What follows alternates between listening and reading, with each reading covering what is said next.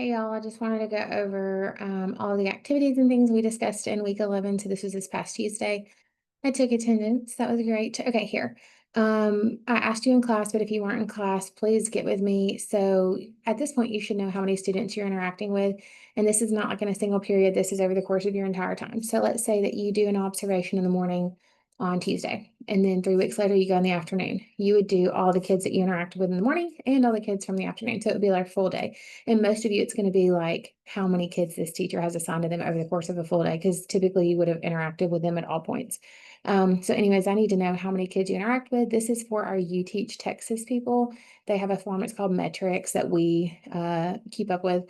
And so they're just tracking how many students in a K-12 environment that our Athens State Teach kids come into contact with. Okay, so there's that. This, you should all have your feedback by now. I have updated those in Canvas.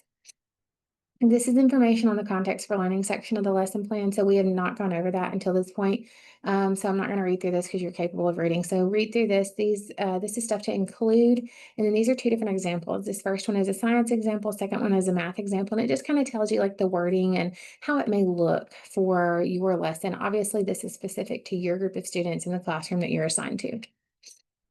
This is information about an entrance student survey. This is something new that You Teach is doing, and it's for only kids in the combo course, which is y'all. And so it's going to come out November 3rd. I'll remind you again next week. And then the week after, I'll actually give you time in class. Well, I think November 3rd, let me think for a second. So the 3rd is Monday. So next week in class, I'll give you 5 or 10 minutes to do this in class.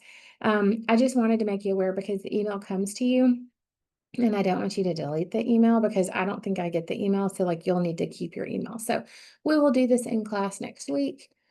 In class, all we did today was gamification and going over the gamification assignment. And then we did our practice for the Teach 2 lesson. So gamification in the classroom. These are just benefits and negatives, some vague description of benefits and negatives of gamification in the classroom. This is where we compared 4 different types of activities. So we did practice. We played Kahoot quizzes, Blooket, and CurryPod. There are many, probably hundreds, honestly, y'all, of these gamification sites, but these are just the 4 that I'm most familiar with and most kids are most familiar with. This kind of breaks down like what they're best for, the pacing, question, feedback, best classroom use, and then trade-offs. So these may be like negatives of them. Feel free to go to those sites and look through that info. This is the link to your assignment that you'll be doing. And so it says you're going to design and reflect on a short gamified learning activity that could be used in your future classroom. You're going to choose a gamified platform, one of these. You can pick another one, but please approve it by me if you pick another one. You're going to create a game with 8 to 10 questions. They should vary in type and difficulty. So just like any good assessment, it shouldn't all be true, false. It shouldn't all be multiple choice. You want variety.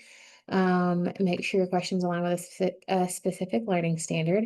You're going to provide an answer key, a separate document with an answer key.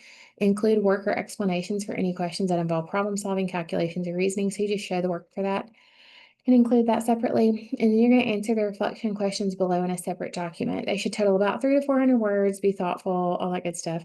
APA format. So reflection questions. What subject and grade level did you assign your game for? What learning standard or objective does your game address? How would you use this gamified activity in your classroom? What benefits do you see in using gamification and supporting student learning? What challenges or drawbacks might teachers face? Based on your experience and your research source, so you will find at least one journal article supporting your information, do you believe that gamification is an effective instructional strategy? Why or why not? You're going to link or screenshot of your completed game. So like if you can link it to me so that I can pull it up, that's fine. If you can't do that, or if the link doesn't work or something crazy, just screenshot it and you can put it in a doc and do it that way. You're going to have your separate answer key and then your reflection responses.